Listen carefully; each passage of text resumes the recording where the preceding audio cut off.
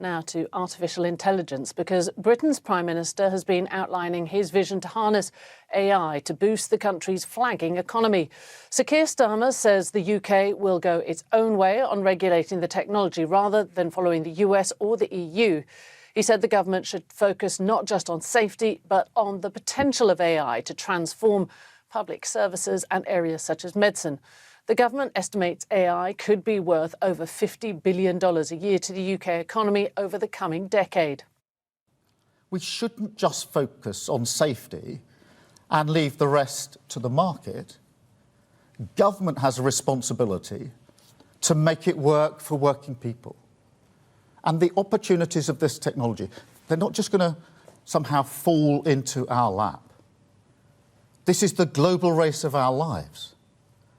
Now, some countries are going to make AI breakthroughs and export them.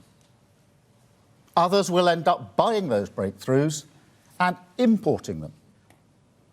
The question is, which of those will Britain be? AI maker or AI taker?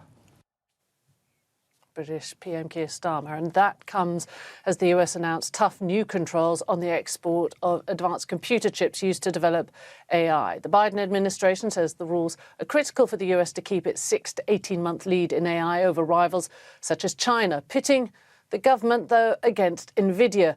The chipmaker says it would undermine US leadership in tech. Well, let's explore all of these issues now with Jonathan Kewley, partner and co-head of the Global Tech Group at Clifford Chance. Is this right, picking up on those Biden export restrictions? Will it undermine US tech leadership, and could the Trump administration potentially change it? I think it's absolutely sure that the Trump administration will wind back a lot of what Biden has put out there. Trump is very much pro-AI growth. We know that the executive order that Biden put out around AI regulation in the US will be repealed. Trump is going to make his mark very much through AI. We saw the SoftBank announcement that they're going to invest $100 billion in US AI, and Trump was sitting there next to the founder of SoftBank. So there's going to be a big play for innovation and growth in the US, and a drawback from the Biden approach to AI regulation, which I think is going to pit EU and the US on a really interesting path around how to regulate this most magical of technologies, but a technology which can be hugely dangerous if it isn't controlled properly. As you say, magical technology that other governments around the world are also pursuing. What do you make of the UK announcement today? Where does it fit in that picture? You just mentioned there are tensions potentially between the US and the EU.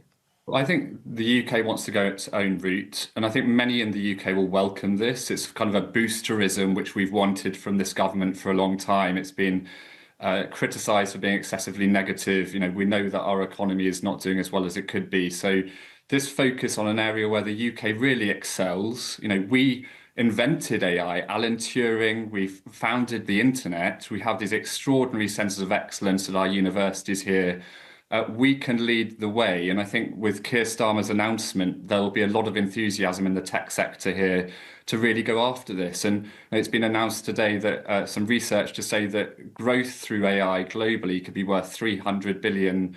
This is a huge opportunity for the UK post-Brexit to do something which isn't what the EU is necessarily doing, not what the US is doing. We're going to go our own way. And I think there's a real opportunity here, not just for innovation, but also to solve some of the issues in our public services. But I mean, we know AI as an industry is very energy consuming. Do energy costs make it slightly trickier in the UK?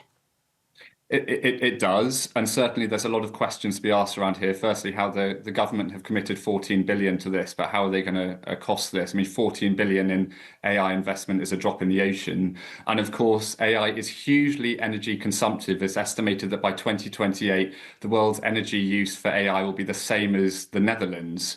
So what is the country going to, and the government going to do around that? Frankly, it's such a new technology that the answers aren't there currently. And there are many questions that the government does have to answer. But I think in the UK and more broadly, this is being received very well by the technology industry.